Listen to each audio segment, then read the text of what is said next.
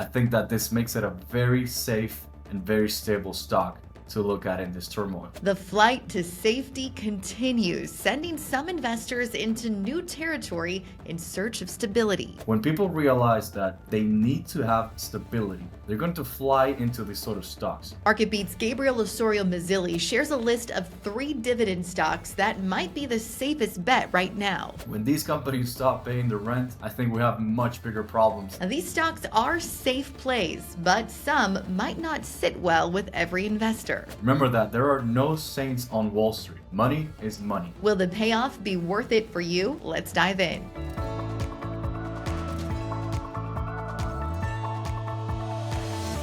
All right, Gabriel, great to have you back on the show. We're continuing our conversation about the flight back to safety, and dividends are definitely a safe bet for a lot of investors. Why is there a flight to those dividend companies right now? Well, whenever the S&P 500 and global markets get as volatile as they are today, people tend to go to safety, and safety is usually either the dollar, gold, or bonds. But right now, I think bonds are pretty much a given. Everybody has run into bonds. And as you know, when the price of bonds goes up on demand, their yields come down. Therefore, companies that pay out a more attractive dividend become a better choice as these yields on savings accounts and other bonds come down. So I think that with the recent trade tariff volatility, more and more people are looking to these dividend stocks instead of the typical gold, dollar, or even bond plays. What do most people look at when looking for safer dividend choices? Well, usually it's the conglomerates or the dividend aristocrats, as they call them. And it's usually companies centered in the consumer defensive sector, but that could also extend to real estate, which is why today's picks are centered in those two specific areas of the market. Now, company-wise, you have to pick companies that have a stable and predictable stream of cash flows. Make sure that they can afford the dividend payouts and it's not just a quote unquote dividend trap, where companies will set up a high dividend yield that at the end of the day they cannot afford just to get buyers into the stock again. Yeah, that's some really good advice as you're looking into dividend companies. Let's dive right into your list of 3 dividend stocks for investors to consider during this flight to safety.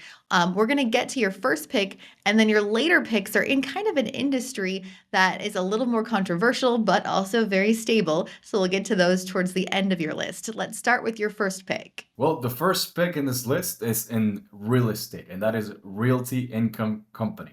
This is a real estate investment trust or REIT, and as you know, they're required by law to pay up to 90% of the rental income via dividends to shareholders. So, legislation wise, shareholders are safe knowing that the dividends are not going to be a trap necessarily and that they have to be paid out as long as the landlords keep collecting rent.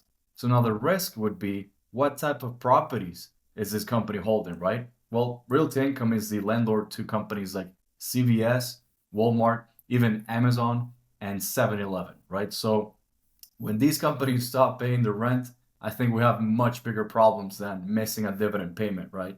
And in the case of Yeah. Realty Income, I think that this makes it a very safe and very stable stock to look at in this turmoil. Yeah, you talked about consumer staple stocks too. I feel like this qualifies as that simply because they're the landlords for companies that really are those consumer staples. 7-Eleven is still going to have business no matter what's going on in the economy. Is that part of the reason behind this pick as well? Absolutely. I think that, like I said, if these people stop paying rents, I think that the consumer is in such bad shape that other stocks as well are going to be coming down. And I don't think many investors are going to be looking to buy anything in the market. So I think the stability in the tenants that Realty Income holds allows management to keep such a stable and steadily growing dividend, which, by the way, it isn't your typical dividend. This one isn't paid out on a quarterly basis, but rather on a monthly basis. So that allows investors to keep collecting monthly income to either let it compound into bigger payouts by repurchasing the stock, or allow them to have enough liquidity during this turmoil and volatile time to buy the dip on the stocks that they've been hunting for days, if not months. Yeah, some solid advice for this company that is known as really kind of a high yield dividend, but a safe one. A company that, like you said, will have to pay that dividend out and can afford to pay that dividend out. But that's not always the case with dividend stocks, and that's where you have to be careful. Check out this free premium report on marketbeat.com on 20 high yield dividend stocks that could ruin your retirement. This is a real thing, and it's good to look into. You can check this list by scanning the QR code on your screen or clicking the link in the description of the video right now to get that totally free report on marketbeat.com right now. All right, Gabriel, let's get to the rest of your list. The next two stocks that you have something in common, and that is a consumer staple that, love it or hate it, it does tend to be a staple. Right, and this is centered around tobacco, cigarettes, and other nicotine products. Now, before anybody says anything, before the controversy starts kicking in, remember that there are no saints on Wall Street. Money is money, and when money needs to be stable, it runs to consumer defensive brands like Philip Morris and Ultra Group. Now, again, with all the volatility and all the stress happening on Wall Street and global markets as a whole, I think that consumption of cigarettes is going to go nowhere but up.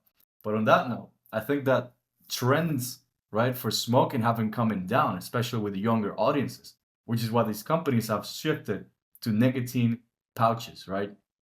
It's a different form of consumption. It's quote unquote healthier, but still caters to the consumer trends in nicotine products, which again is stable and relatively predictable, allowing these companies to pay out a steady, safe, and ever growing dividend. Now, let's talk about the first company, Philip Morris, and just what their dividend looks like as compared to other companies. Well, this one hovers around a 3.6 to 3.7% yield. It is a lot lower than realty income and a lot lower than Altria, but where investors get a trade-off is in the double-digit upside. Now, this company has broken out of its chart in momentum. It is outperformed the S&P 500 over the past 2 weeks, where the turmoil for trade tariffs started to break out. So where they don't get as much of a dividend payout, they do get the momentum. And even then, the 3.6 to 3.8% dividend still beats any inflation rates in the US economy today. And that's a great point. Let's talk about the growth potential for this company. Is there any potential impact from tariffs, or is this company just going to continue to defy what the rest of the market does due to this tariff reaction? Well, the nice thing about these companies is that most of their logistics and most of the raw materials that they source are within the United States.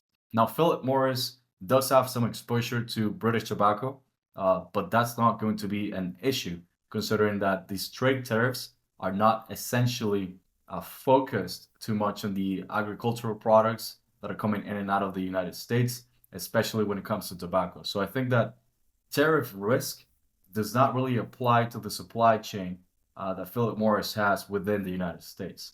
So that also makes it a fundamentally safer stock, erasing any concerns about the recent tariff. Well, let's move on to your third company, also a tobacco company, but let's look at what's different about their dividend. Well, for Altria Group, there isn't a lot more upside because the stock simply hasn't fallen by that much.